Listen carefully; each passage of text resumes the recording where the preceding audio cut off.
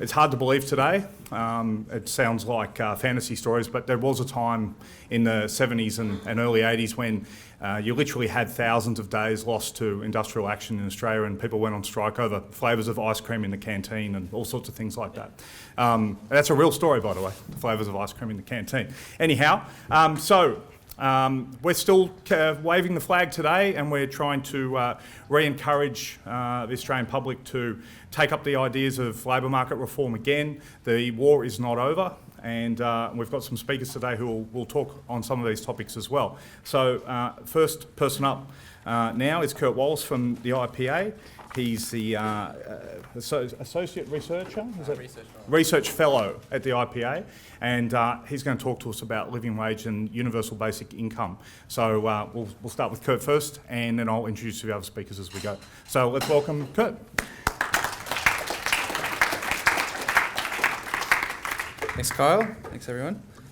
So although the push to introduce a living wage in Australia has experienced some recent setbacks, the concept has been a standard part of policy prescriptions, particularly on the left, and this is exemplified if you look at the Democratic presidential candidates and look at their platforms. And also the related idea of a universal basic income is also gaining a lot of attention. So in Australia, we've had calls from the ACTU to institute a living wage so that, quote, no full-time Australian worker lives below the poverty line. And recently, the Shorten-led Labor Party endorsed the idea of increasing the minimum wage to become a living wage. The idea of a living wage is to increase the minimum wage so that it is capable of providing the wage earner with some predetermined acceptable standard of living. So every job in the economy would be required to meet this standard. Proposals for a universal basic income have taken various forms, but the general idea is that everyone would be provided an income stream direct from the government with no strings attached to, again, provide for people's basic needs. So I want to begin by talking about how these two policies are often built on the same philosophical foundations, and why it is important to talk about the foundations and not just repeat the economic and practicality side of things. And I'm reminded of an excerpt from Ayn Rand's We the Living, where the Communist Party member says to the protagonist, Kira, I know what you're going to say. You're going to say, as so many of our enemies do, that you admire our ideals but loathe our methods. To which Kira responds, I loathe your ideals. So I think it's important that we oppose and recognise the faulty utopian ideals that we're up against, and also put forward our own ideals in their place. So first of all, there's a commitment to an expanding view of positive rights. There are probably a number of different conceptions of rights in this room, but I think we should be able to agree that it's dangerous when we change the definition of rights to include goods and services. So when housing, food, utilities, healthcare, education are all included as human rights, the political and economic implications can be quite radical. The core problem with the conception of positive rights is that they necessitate violating actual rights and freedom of property and association. A positive right gives someone the right to be provided something by someone else. If I have an absolute right to household utilities, I must be therefore entitled to force someone to install my internet or unblock my plumbing. This conception of rights underpins the argument for a living wage. So a worker is entitled to be given a wage capable of providing for a certain standard of living, we are told. In other words, businesses should be forced to pay a certain wage that the worker has a right to. Many arguments for a universal basic income are built on the same assumptions. While there is a pragmatic libertarian case for the UBI that I'll speak about in a little bit, many proposals appeal to this universal right for basic goods and services. And of course, a universal basic income must be enacted. If you have a right to a certain standard of living, surely this doesn't just apply to you if you have a job. A universal basic income ensures that everybody can obtain what they deserve by virtue of being human, even including those who are unwilling to work. The use of this concept of rights in this way allows people to take the moral high ground when arguing for these policies. forcing businesses to pay wages and, in practice, preventing them from employing labour, and hiking taxes to pay for an explosion in the welfare state are excused for the redefined greater good. As Murray Rothbard notes, if one side is granted ethics and the ideal from the start, then that side will be able to effect gradual but sure changes in its own direction. And as these changes accumulate, the stigma of impracticality becomes less and less directly relevant. The second principle is a related idea of inequality as a moral evil. As free markets have proven to be an unprecedented engine for alleviating poverty and for human progress, the argument has shifted, the attacks on the market have shifted to an attack on inequality. We have seen a widely accepted redefining of poverty to be a technical measure of inequality within a country. The official poverty line has been brought up in Australia in the context of arguing for a living wage and increasing welfare. We hear lines such as, "No one should be paid a wage that keeps them in poverty," or "Welfare needs to be increased so that recipients are not below the poverty line." And this is very attractive to many people until you sort of realise what the underlying measure is here, and you realise that it's actually quite deceptive. Earning below half or sometimes 60% of a median income is defined as poverty. Without bothering with an actual argument, the language implies that there is somehow unethical for anyone to receive a wage or welfare payment below half the median income in the country they happen to live. And this is regardless of hours worked by the individual in the job. This doesn't pass a basic test of common sense. It is based on a radical ideal of absolute undifferentiated equality, an ideal that leads logically not to minor industrial or welfare reforms, but to full-fledged socialism. Inequality is not an evil and that must be eradicated. It is simple reality of the natural order. Moreover, it is essential to any political economic system based on freedom. While there can be unjust inequality caused by state interventions, inequality in general is not a bug of capitalism but a feature. The reason a market system works is because of the decentralised role of the entrepreneur. The market system possesses the right incentives and diverts resources to those who have proven proficient in creating value for others in the economy. The profit and loss system that generates inequality is the reason we live in unprecedented prosperity. The third principle, which is also closely related to this, is the idea that income is distributed and that this is unjust. On the topic of social justice, F.A. Hayek spoke in Australia in 1976. He said the following: "There can be no distributive justice where no one distributes. Justice has meaning only as a rule of human conduct, and no conceivable rules for the conduct of individual persons supplying each other with goods and services in a market order would produce a distribution which could be meaningfully described as just or unjust. Individuals might conduct themselves as justly as possible, but as the results for separate persons would be neither intended nor foreseeable by others, the resulting state of affairs could never be called just nor unjust." So when a business hires an individual, the two come together and agree on the employment arrangement. Both parties benefit from this exchange. The business acts ethically in the agreement without calculating the subjective needs of the employee or where the wage that they offer is going to place that employee in the wage distribution in the country that they live. So given those principles, it's also important to consider the economics and the practicality of these proposals. To quote Rothbard again, quote, if an ethical ideal is inherently impractical, that is, it cannot work in practice, then it is a poor ideal and should be discarded. So a living wage cannot possibly work for all the reasons that price controls in the economy never work. So if you create a price floor that's above the equilibrium price, you're going to have an excess of supply. And in the labour market, we call this unemployment. If the businesses are forced to pay a worker more than the value he contributes, businesses will be forced to lay off the worker or reduce their hours. And no econometric fiddling with marginal changes in noisy natural experiments can attack this fundamental economic truth. There is also the serious problem of determining the amount of the living wage. Who decides what is the acceptable basic living standard? And how do we standardise this across the whole country? The needs of a single income earner with a dependent spouse and children with a mortgage in an expensive area of the country are not comparable to a dual income household with no children living in an affordable area.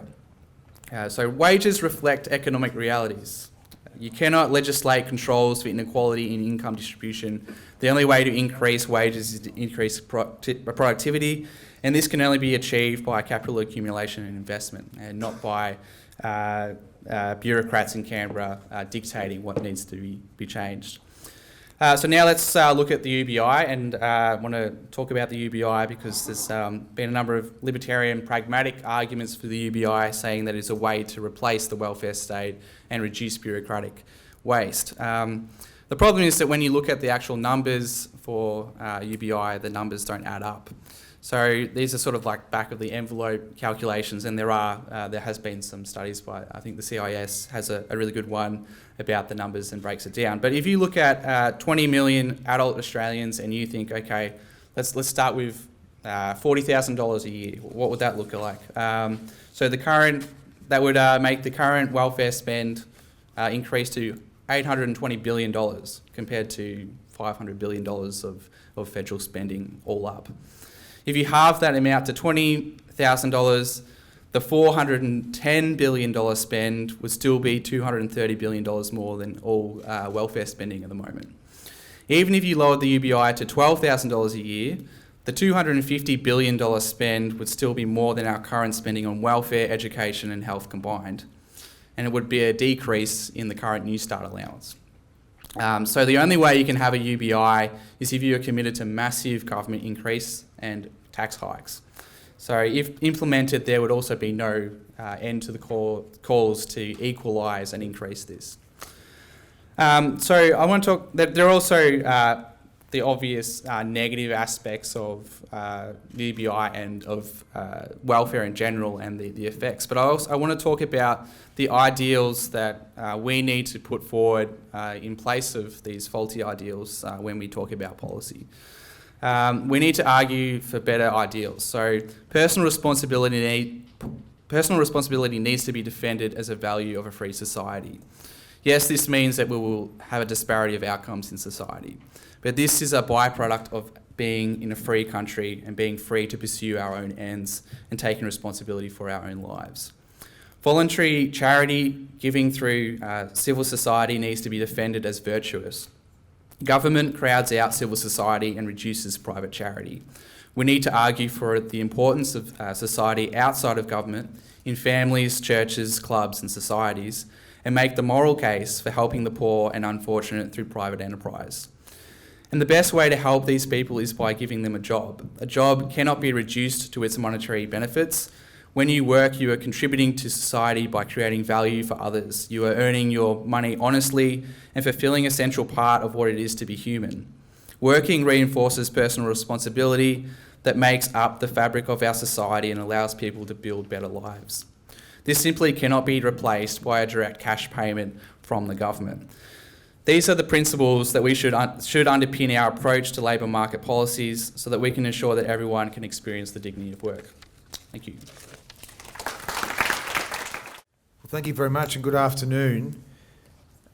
Ladies and gentlemen, vested interests continue to stymie pro-consumer reform in Australia. Just last weekend, the Australian people rejected the Labor Party along with its radical workplace agenda, which had been effectively drafted by the Australian Council of Trade Unions. And this included the abolition of the Building and Construction Commission, the reinstatement of some form of pattern bargaining, and also the removal of flexible work as we know it.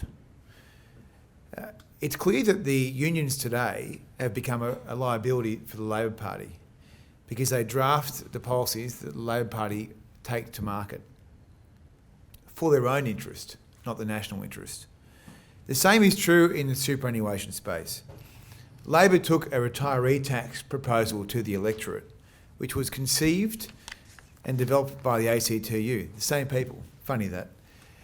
This policy would have effectively stolen people's overpaid taxation, mainly in small super funds like self-managed funds, but exempted large industry and bank-owned funds, thereby creating an incentive for people to move into industry super funds.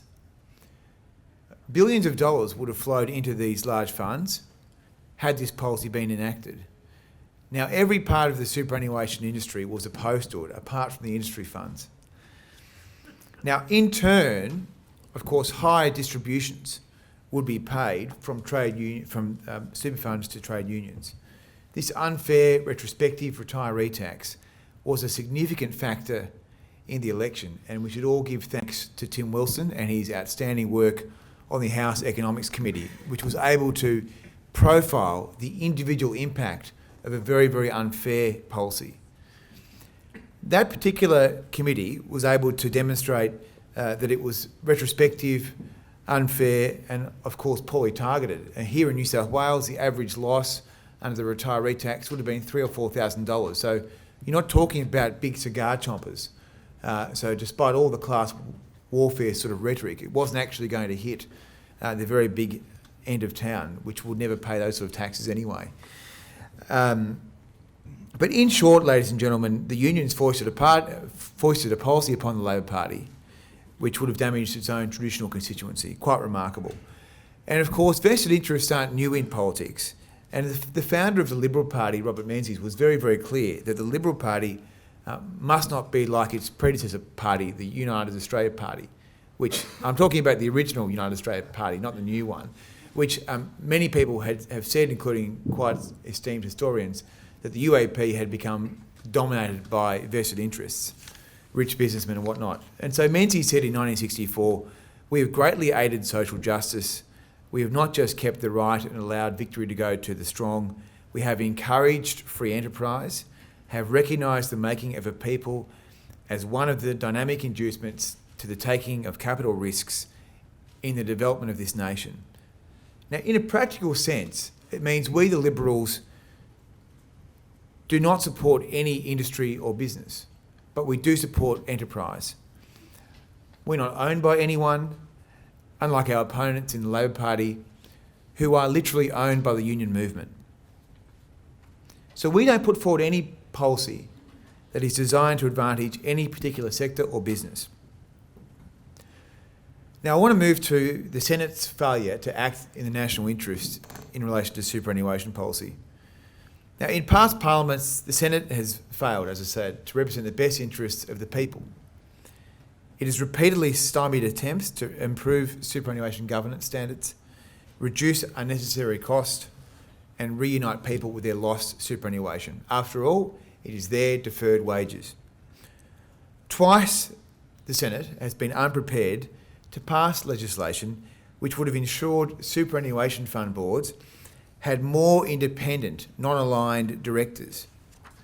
This reform would ensure that people on boards who do not owe a loyalty to a bank or a union, in a retail or an industry fund, owe their loyalty solely to a member, the investor, the saver. And notwithstanding these governance reforms themselves were developed under a Labor government, they weren't adopted in this country because the unions stopped the Labor Party from voting for them, and then they ran a campaign to ensure the crossbench would also not oppose them. Would oppose them. Now, in my view, unions have seen superannuation as a way to increase their power in the economy, but also derive a revenue stream to finance their operation. This is happening in the face of workplace representation falling to under 15%. And so any changes or any proposed improvements to superannuation governance has been seen by the unions as an attempt to loosen union control, and it's been resisted with all their might.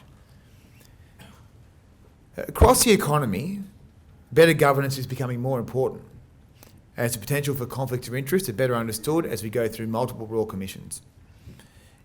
Yet the unions are arguing the opposite. Evidence of pronounced conflict emerged in March this year when the ACTU president and alternate director of Australian Super, the nation's largest super fund, Michelle O'Neill, said industry super funds should use their resources to pursue union industrial agendas. In other words, Australian super and industry funds should pursue the union agenda, not the savers' agenda.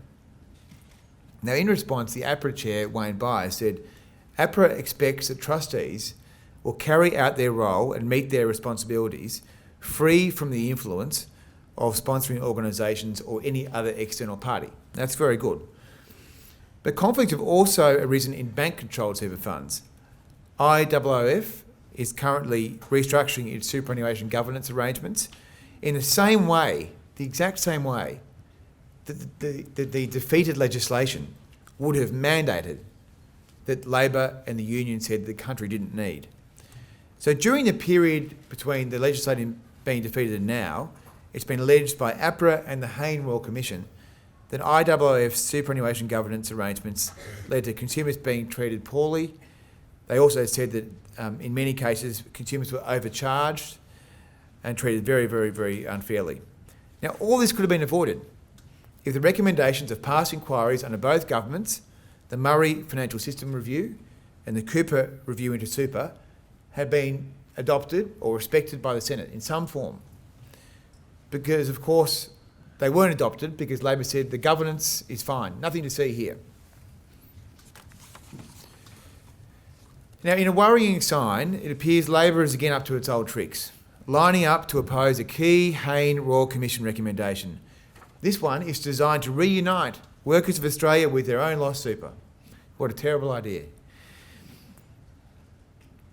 Now, in its parallel examination of the superannuation system, the Productivity Commission conceded that stapling of super funds would protect consumers from $2.6 billion a year in fee gouging and stop excessive premiums being charged in insurance on the 10 million duplicate accounts in the system. The PC was very clear that stapling would be a superior policy to the industry super alternative, which they call rolling over consumers from one fund to another as they change jobs. So the PC estimated that this would cost an additional $45 million. Now, not to be deterred by a clear recommendation of the Royal Commission, a large fund CEO sought to rewrite this recommendation in the same breath as cautioning industry funds against hubris. Following the Royal Commission, he audaciously argued, quote, the mechanism by which stapling occurs should be a secondary concern, and that whether it's the Productivity Commission's proposal or auto rollover doesn't really matter. This gentle argument for turning the ship on the Commissioner's recommendation could not be further from the truth. Now, Consumer Group Choice have called out this error, telling the Australian Financial Review that balance rollover was not consistent with stapling of accounts, and it adds a whole bunch of extra costs. And Choice said, balance rollover seems really inappropriate and designed to satisfy the industry concerns, not consumer interests. Perhaps more alarming is that Labor's Shadow Minister for Financial Services, who's responsible for Labor's response to the Royal Commission, has echoed the industry super line of attack on the Royal Commissioner's recommendation. Ms O'Neill responded by arguing that stapling was not diametrically opposed to the union industry super fund push for a balanced rollover scheme. So if I've lost you there, let me explain. The difference is stapling would keep you in the account you first join until you proactively choose to change. The balanced rollover would just simply move you to a new, largely industry fund when you change job. So it doesn't really solve any problems. Now, I know the Senate can do better in the future when it comes to superannuation policy, where the savers is the focus, not the industry sectors where Choice have helpfully called out this problem. I just want to finalise on Royal Commission implementation. So the Treasurer, Josh Frydenberg, has released a full response to the 76 of the Commissioner's recommendations. The Treasurer has established a implementation task force, which has already started issuing consultation papers. All of the superannuation recommendations have been accepted and adopted in full by the Morrison government. The recommendations will significantly improve, we believe, governance, transparency and operation of the super scheme. The Treasurer has said, we will ensure fund members have only one default account, one, when they enter the system, a recommendation that mirrors the Productivity Commission's report. And this will ensure that super works for the people, not for the industry. The Treasurer is also committed to adopting a PC recommendation to guarantee insurance in super is actually suited to people's needs, the workers, the people who pay the super. And so the Treasurer has committed to preventing the erosion of accounts by having members with accounts of a balance under $6,000 or under 25 years of age will have to opt in to insurance rather than being automatically allocated insurance and then having to opt out. So there is a clear need for this reform. And of the 1 million Australians with insurance and super, about 2.5 million have duplicate cover. 10% of these are under 25 years of age, so quite extraordinary. This reform should now be supported by the Senate. To date, Labor has also been opposed to this reform. And so, ladies and gentlemen, my conclusion here is the past Parliament has really failed to act in the best interest of consumers in relation to super, whether it's been around governance, proliferation of accounts, or what have you.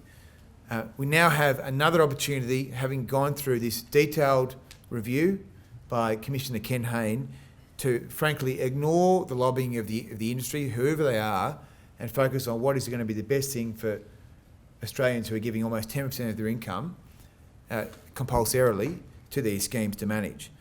And so I think we have a very clear plan to do that. We obviously will be urging everyone in the Senate to try and do the right thing this time.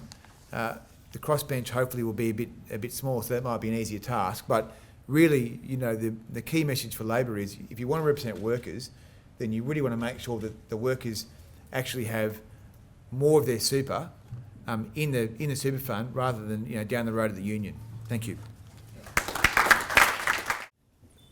I wasn't sure when I got the invitation to go on this particular panel what I might talk about, but just as a side issue, if you see me staggering around the stage, 64 years ago about today, I was playing for Auckland Grammar first 15 and I did my knee in.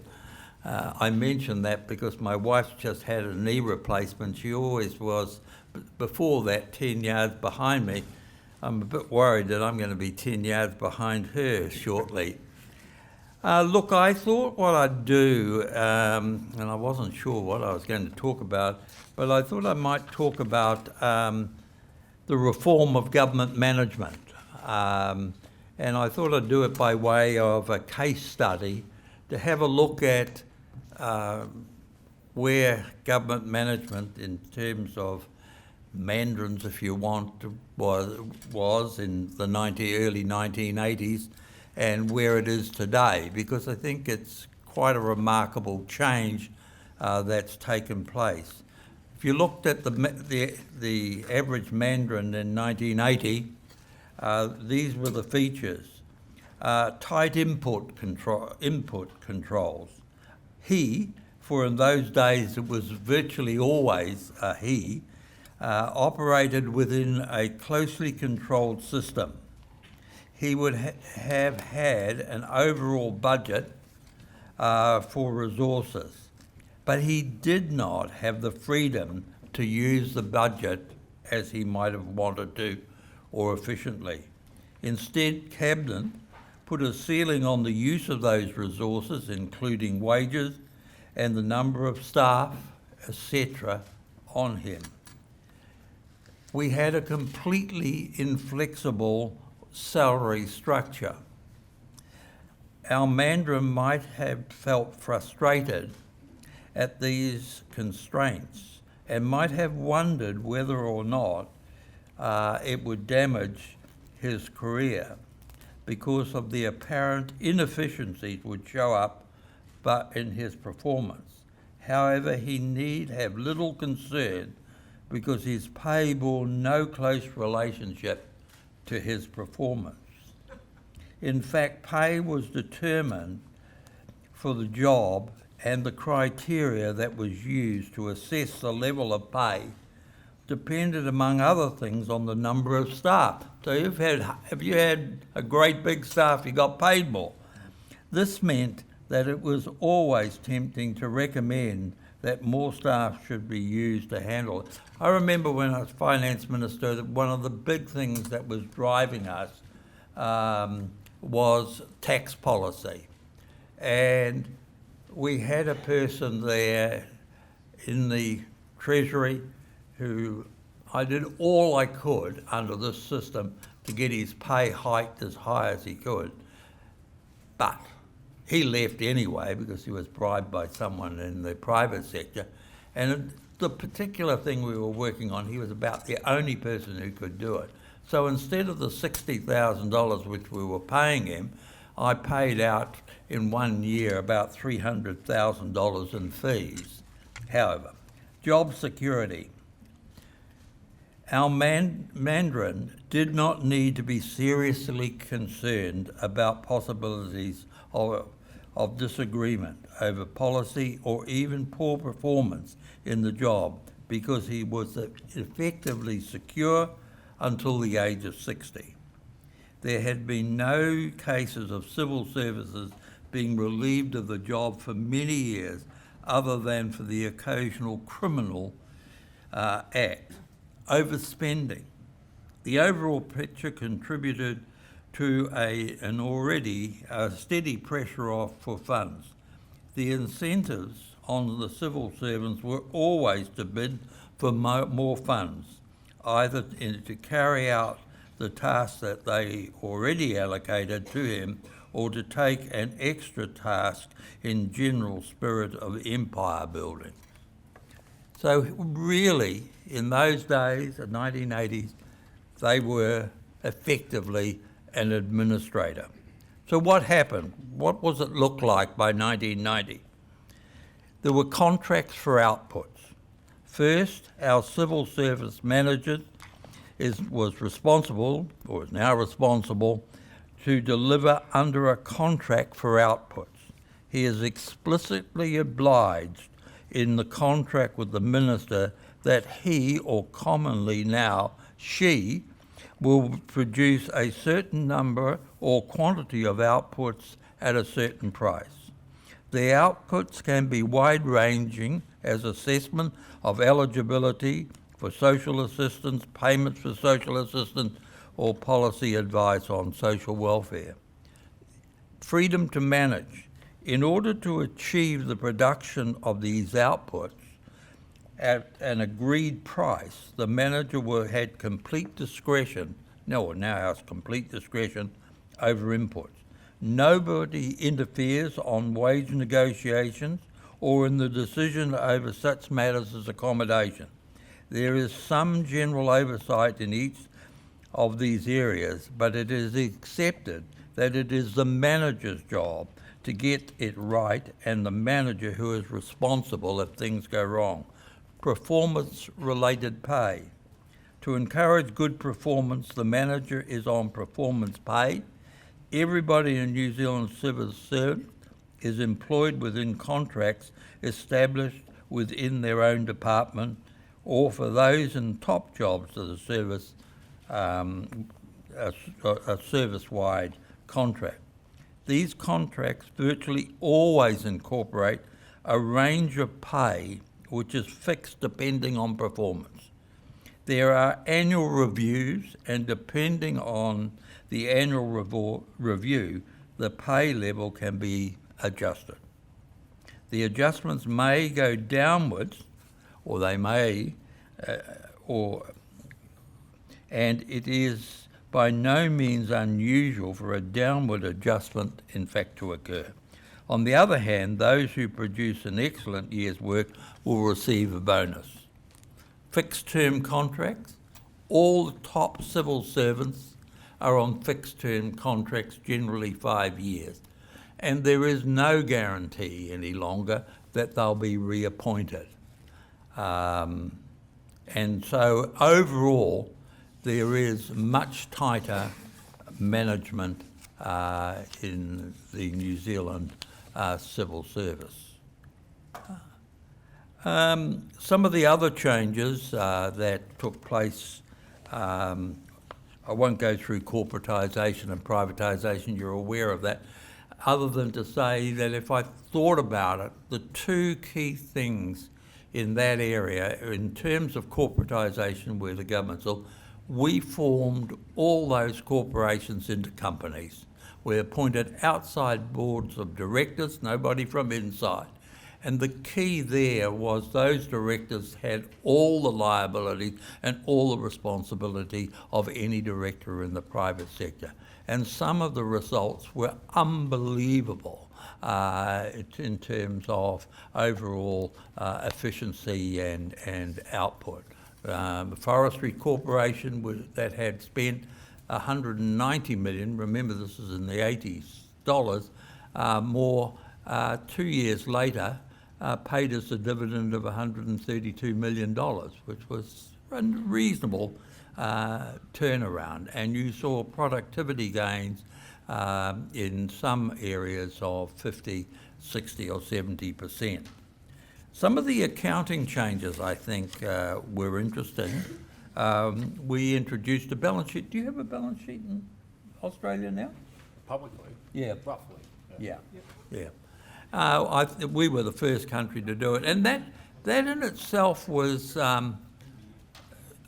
remarkable, because what it showed when we initially did it was that the government's liabilities exceeded their assets, which we thought, oh gee, and that had quite a remarkable effect or impact on the cabinet. From then on, the cabinet were much more conscious about spending and getting that, and within a few years, the assets moved over and exceeded the liability. The accounting changes, I think, were pretty significant. Some of the questions we asked, and I won't go into it, was, what are we buying? You might think that's silly, but why were you buying a particular thing or a product? Was it going to meet your objective? What does it cost? We need to know the cost. Under the old system, we knew the cash cost in any given year, but we had no measure of the ongoing cost, and that, I think. What capital is being used and what return are you getting? Who is responsible? And we had contracts for outputs. Accrual accounting, I'm not sure, do you do accrual accounting here? I have one issue of concern about accrual accounting in New Zealand, but that might be for another day. But accrual accounting, again, was important, and I think, again, New Zealand was the first country to do that. Maybe I'm probably going to say it on Sunday too, but if we do accrual accounting for everything, but the biggest single item of debt or unfunded liability we have, and that's pensions and health care for the retired. And if we did that, boy oh boy, our balance sheet would be so far in deficit that you wouldn't know.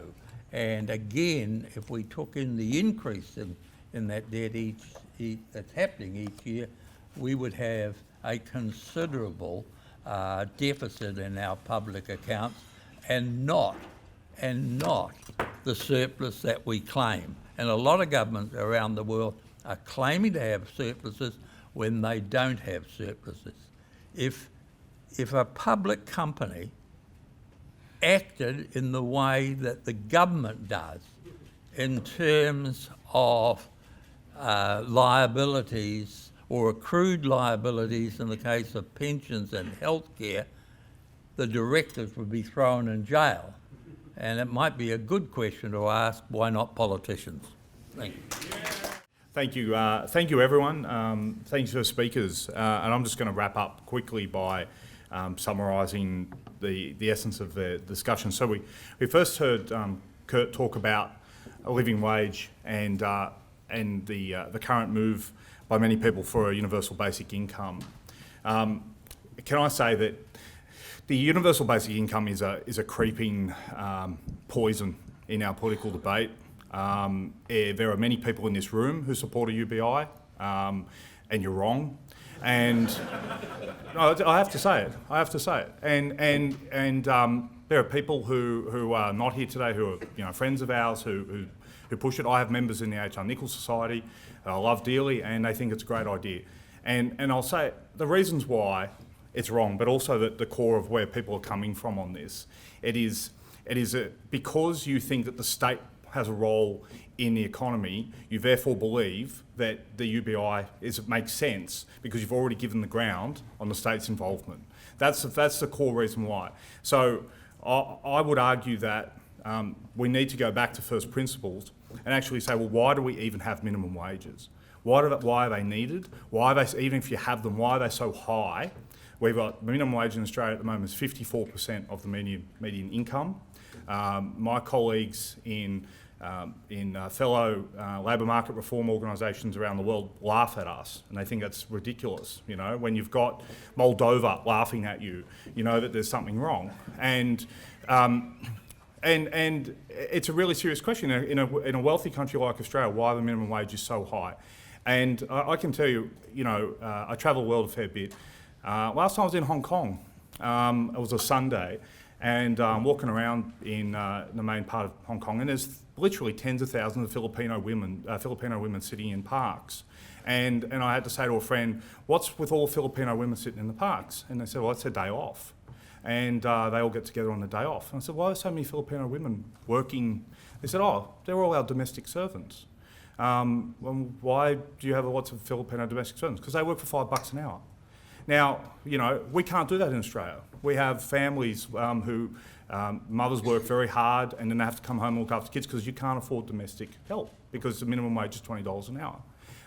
And it's the idea that that's somehow some kind of slavery, some form of legalised slavery is madness because those guys in the Philippines would be earning $2 an hour. So they're benefiting. And this is the core principle that we need to go back to understanding is that in all trade, whether it's labour, whether it's goods and services, there is a benefit to both parties who agree to a trade. And so I think long term, to undermine any creeping forms of regulation, it doesn't matter whether it's unfair dismissal legislation or whatever it is, it all comes from a core misunderstanding that the state needs to play a role in the economy, and particularly with respect to the labour market. So when we get to UBI, the argument comes in from the people I talk to, and they say, well, this is easy. What we do is we replace the welfare state with the UBI. That's the argument. So let's say it's cost neutral. Let's say we can get to a point where the amount of money that's being spent on welfare is the exact same amount of money that gets spent on a universal basic income that's given to everyone, right? And therefore, what we're doing is we're taking away the need for the state to have thousands of welfare programs that get rorted and have people collecting and have people dishing it out and have applications. The whole churn idea is the concept behind it, that there's somehow some sort of efficiency benefit by just giving everyone a handout. The problem with that is even in a perfect world, you're going to have the problem of politics. You're going to have the person who says, well, I was earning more than that before from welfare. I was getting more welfare than the UBI, so I'm going to end up worse off. So you get out of this situation where the government will not have the balls, no matter what hue and cry they are, will never be able to say anyone will end up worse off under this outcome. What will end up is a both and, not an and or type situation. So do not give ground on the UBI. Do not give any ground on it. It has to be 100% opposed, and you need to get the logical arguments understood as to why it needs to be opposed. And Kurt went into it in some detail. It's not just the utilitarian arguments either. It's also the moral argument for it. You're paying people for nothing, and that in and of itself is an absolute bad. So that's... Well, let's start on Kurt's argument. Andrew's also correct in regards to super, compulsory super, and I won't go into the history right now. At the HR Nichols, we've done a lot of work on this over the years, showing the history of where compulsory super came from. It was a cosy deal that the Labor Union, the unions made with the Labor Party in the 80s and 90s, where Keating and Hawke saw the coming problems of an ageing population. They were ahead of the curve on that. And so their solution to it was, we need to get people putting money aside. Now, anyone who's ever employed anyone knows none of their employees give a rat's about superannuation. If they had the choice, they wouldn't put any money into their superannuation, they would put the money into their pockets. And they understood that as well. So they said we need to force people to do it. And the way to force people to do it was, well, how do we get the union movement to agree to it? We put them in charge of super funds. And what they've done ever since is they use it to fund their own activities. We've done a lot of work on this at HR Nichols. A lot of the compulsory super funds give their 2 and 20 to Chifley Financial Services rather than KKR or Blackstone or whatever the case may be. And Chifley Financial Services is a wholly owned entity of the Labor Party. So when you have super money going to industry super, you are effectively funding the Australian Labor Party. Now, you know, if that's what they choose to do, that's fine. But we are forcing people to give their money to the Labor Party in essence, and that's what makes it wrong. And I hope that the new government, particularly with Senator-elect Bragg, can do something about that. And then finally, so Roger pointed out very well that the problems which I outlined at the start, which were in the 80s, were like another planet when it came to industrial relations. I'm not surprised to hear those stories about the way the public sector worked back then. I don't think it's much different today. It just manifests itself in very different ways. So we have made gains over the years, and some of the things we have today would have seemed impossible 30 years ago. So we can't just turn around now and say, look, you know, we will never get rid of the minimum wage. We will never get rid of industry super. We'll never get rid of unfair dismissal laws. We have to move the Overton window. We only can do that by putting the messages out there, and we have to slowly chip away, and we'll get there eventually. Thank you.